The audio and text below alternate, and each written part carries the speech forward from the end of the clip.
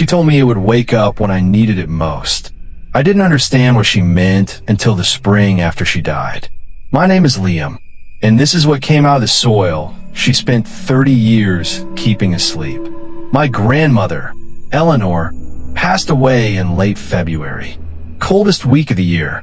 I stood at her grave while snow fell on the casket, and I remember thinking that she hated the cold. She always said winter was the season of waiting, of holding your breath until spring. She was the only person in my family who understood me. My parents loved me, sure, but they didn't get me. Not the way she did. Grandma Eleanor was quiet, patient. She knew things she shouldn't have known. Like when I was lying about a test score. Like when I had a nightmare before I even told her about it. And then there was the garden. Behind her house, surrounded by a low stone wall that she built herself, was a plot of soil maybe 30 feet by 30 feet. She planted it the year I was born. She told me every plant in it was chosen for a reason. Every flower had a purpose. She told me never to dig too deep. She said some things need to stay buried. I thought she meant bulbs. Seeds. The normal things old gardeners say. I was 16 the last time she said it. I nodded and helped her pull weeds and didn't think about it again. Not until after she was gone. I inherited the house. My parents didn't want it. Too far from the city. Too much work. But I was 22, living in a cramped apartment, and the idea of a house with land sounded like a gift I didn't deserve. The garden looked dead. Brown stalks. Bought a sow. Nothing growing except a few stubborn weeds I pulled out without thinking. I almost ripped everything out. Almost planted grass. Almost turned it into a patio with a fire pit and some string lights. But I remembered her voice. She said it to me the last time I visited her in the hospital. Her hand was cold. Her voice was thin. Give it until May, Liam. Things wake up slowly here. So I waited. I visited the garden every morning. Coffee in one hand. My breath fogging in the cold air. Nothing changed. Day after day. Just mud and dead stems and a low stone wall. I started to forget why I was waiting. Late April. A warm day broke through the rain. The first thunderstorm of the season rolled in around midnight. I woke up at 3 a.m. to a sound I couldn't place. Not rain. Not wind. Not the house settling. A low hum, coming from the backyard. I sat up in bed. Listened. My heart was beating too fast for no reason. The hum was steady. Deep. Like a note played on a cello, but held for too long. It vibrated in my chest. I walked to the window. Pushed the curtain aside. The garden was glowing. Faint. Greenish. Like someone had turned on a light under the soil and covered it with a thin blanket. I told myself it was lightning reflecting off wet leaves. I told myself it was a trick of the light. I told myself a lot of things. I went back to bed. I didn't sleep. Next morning, I walked to the garden, and my heart stopped. Flowers had bloomed overnight. Dozens of them. Clusters of petals I had never seen before in my life. Not purple, not blue, something between. The kind of color that makes your eyes hurt if you look too long. Like your brain doesn't have a name for it, so it just gives up. I knelt down, touched one. The petal was warm, like it had a heartbeat. I pulled my hand back, stared at my fingers. No residu, no pollen. Just warmth that faded after a few seconds. I called my mom. She said maybe it was a late bloomer species. Maybe the cold winter had delayed everything. She didn't sound convinced. Neither was I. That night, I dreamed of roots. That afternoon, I noticed something I'd never seen before. In the far corner of the garden, behind the largest flower, a balloon the size of my head, there was a hole. Not a rabbit hole. Not a drainage ditch. A perfect circle, about a foot wide. The edges were smooth. Too smooth. Like someone had taken a drill to the earth. Dark. No bottom I could see. I grabbed a stick and poked it into the hole. The stick went in 2 feet. 3 feet. No resistance. No bottom. Then I felt something. Cold air. Pouring out of the hole like a freezer door left open. I pulled the stick out. The end was wet, not with water, with something thicker, clear, smelled like nothing I'd ever smelled before.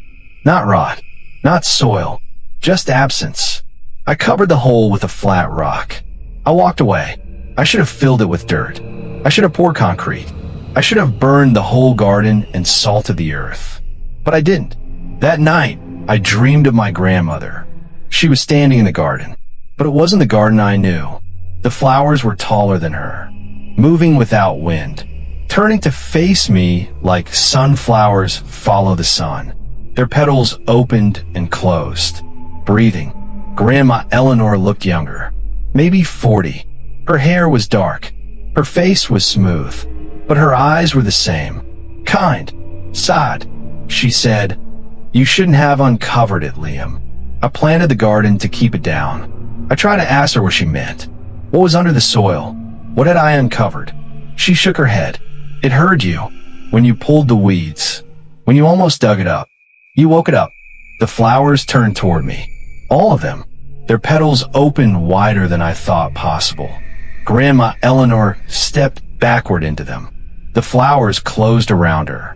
"Don't go into the garden after dark," she said, "and don't let it smell you." I woke up screaming. My bedroom window was open. I never sleep with it open. Next morning, 3 more holes. Same perfect circles. Same smooth edges, arranged in a triangle around the largest flower. The air coming out of them was colder now. I could see my breath. In May, at 9 in the morning, the flowers had grown taller. Some were as high as my waist.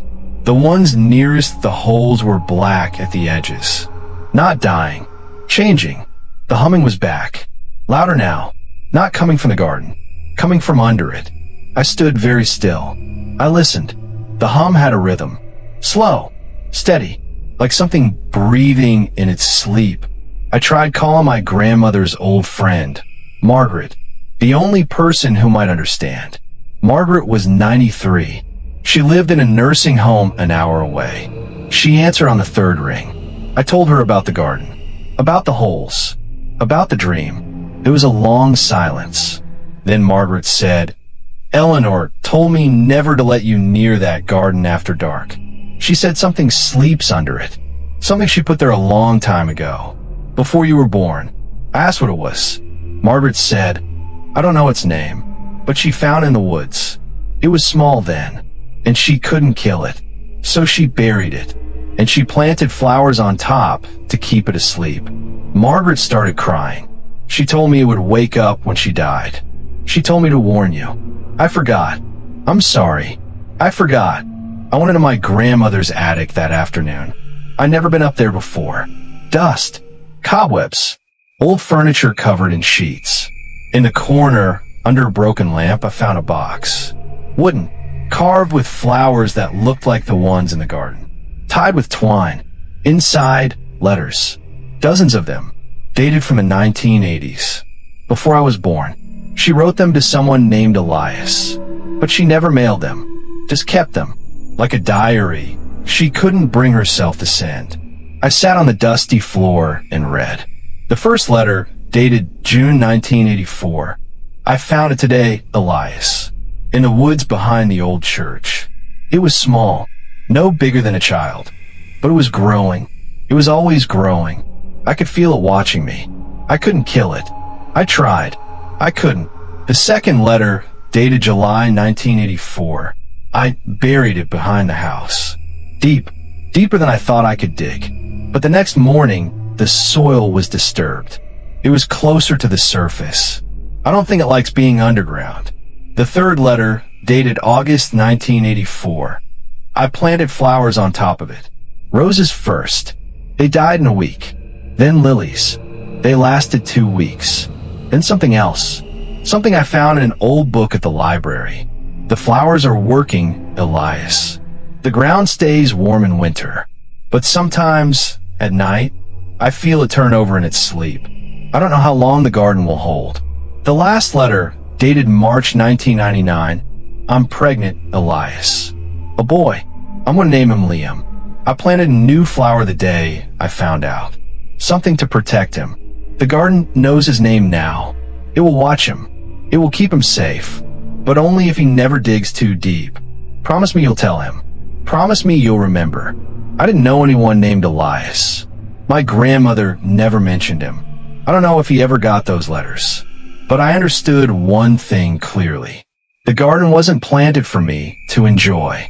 It was planted to keep me safe from what was underneath. And I had just uncovered it. I ran back to the garden. The sun was setting. The sky was orange and red. The garden looked wrong in that light. The colors of the flowers seemed to bleed into the air. The holes had multiplied, dozens of them, all perfect circles, all smooth edges. The cold air was pouring out now, forming mist above the ground, mist that moved against the wind. I saw something move under the soil. Not a worm, not a root, something large, something that shifted and settled like a sleeping animal turning over in its den. The ground rippled, a wave of dirt from one end of the garden to the other. I stepped backward. My heel hit the stone wall. I couldn't move. The largest flower, the one in the center, began to open. Its petals were black at the edges now. The center wasn't yellow. It was dark, a darkness that seemed to go down forever. And then I heard it. Not the hum. Something else. A voice. Not my grandmother's. Not human. It came from the holes. From the soil. From the air itself. You smell like her. The flowers started dying. Not slowly. Instantly. Petals turning black and crumbling to dust. Stems collapsing. The color drained from everything. The humming became a vibration I could feel in my teeth. In my bones. In my eyes. The ground cracked open down the middle. And I saw it. Just a glimpse. Something pale. Something smooth. Something that had no face but was covered in eyes that weren't eyes. They opened one by one. Dozens of them. All looking at me. It didn't move like an animal. It unfolded. Like a flower opening in reverse. Petals of flesh. Stems of bone. It rose from the soil. Taller than the stone wall. Taller than the house. The voice came again. Louder now. She buried me here. For 30 years. She kept me small. Kept me asleep. But I remember the taste of her. And you taste just like her, Liam. I ran. I didn't look back. I vaulted the stone wall. I ran through the back door. I slammed it shut. Locked it. Locked every lock. I stood in the kitchen, gasping, my hands shaking. The house shook. Once. Hard. Dishes fell from cabinets. A picture fell off the wall. I heard my grandmother's voice. Not in my head. In the room. The garden wasn't to keep it in, Liam. It was to keep it calm. Now it's hungry. And it knows your name. The thing didn't come inside. Not at first. It moved around the house. I could hear it. Slow. Heavy. Circling. Every window I looked out of, I saw nothing but darkness. But I felt it watching. The way you feel eyes on the back of your neck in an empty room. The lights flickered, then died. My phone had no signal, no bars, no emergency calls. The thing stopped moving. It was at the front door. I heard it breathe, a sound like wind through a hollow log. Then it spoke again. She promised me I could have one. When she died, one member of her family, to wake me up, to feed me. She promised, Liam, and you're the one I chose. The front door shook in its frame. The wood splintered around the lock. I ran upstairs, into my grandmother's bedroom, the room she died in. I locked the door. I pushed the dresser in front of it. I sat in the corner. I pulled my knees to my chest. I waited. I don't know how long I sat there. Hours. Maybe. At 6:14 a.m., the birds started singing again. The sun rose through the window. Pink. Gold. Normal. I stood up. My legs were numb. My hands were still shaking. I moved the dresser. I opened the door. I walked down the stairs. I walked to the back door. I opened it. The garden was gone. No flowers. No orders. No stone wall. Just bare soil. Flat. Smooth. Like someone had pressed an iron over the entire yard. But in the center, something new. A single flower. Black. Blooming. I walked toward it. I don't know why. I knelt down. The petals were cold. They felt like skin. And then I saw it, written in the soil around the flower. One word. Soon. I moved out that week. I don't go back to that house. I don't talk about the garden. I told my parents the soil was contaminated. I told them I couldn't live there anymore. They didn't ask questions. They saw my face. They knew something had happened. But last week I got a letter. No return address. Postmarked from my grandmother's town. The town I moved away from. Inside, a single black petal. Cold to the touch. And a note in handwriting I didn't recognize. The note said, "Thank you for letting me out, Liam. I was very tired of sleeping. I'll come visit you soon. I remember your smell from when you were small. You used to play in the garden. You used to dig your little hands into my soil. I remember everything. I burned the letter. I burned the petal. I moved again. New city. New apartment. 3rd floor. No plants. No soil. Nothing that could hide anything. But last night, I woke up at 3 a.m. My window was open. I never sleep with it open. And the soil in my potted plant, the only thing I brought from the old house, a small succulent my grandmother gave me years ago, was moving. Not settling. Not drying out. Moving. Like something under the surface was turning over in its sleep. I'm writing this from a hotel room. I threw the succulent away. I washed my hands 3 times. But I can still smell the garden. That smell I couldn't name before. The absent smell.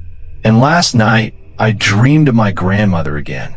She was standing in a field of black flowers. She was crying, and behind her, something pale was rising out of the soil. She opened her mouth to speak, but before she could say anything, the thing behind her put its hand on her shoulder. And I woke up, and my window was open again, and the soil on my shoes, the shoes I wore the day I buried the succulent, was wet. With something that wasn't water. If you find unexplained holes, strange flowers, or hear humming from the ground on your property, do not investigate alone. Leave the area and contact local authorities. Subscribe and follow for more horror stories.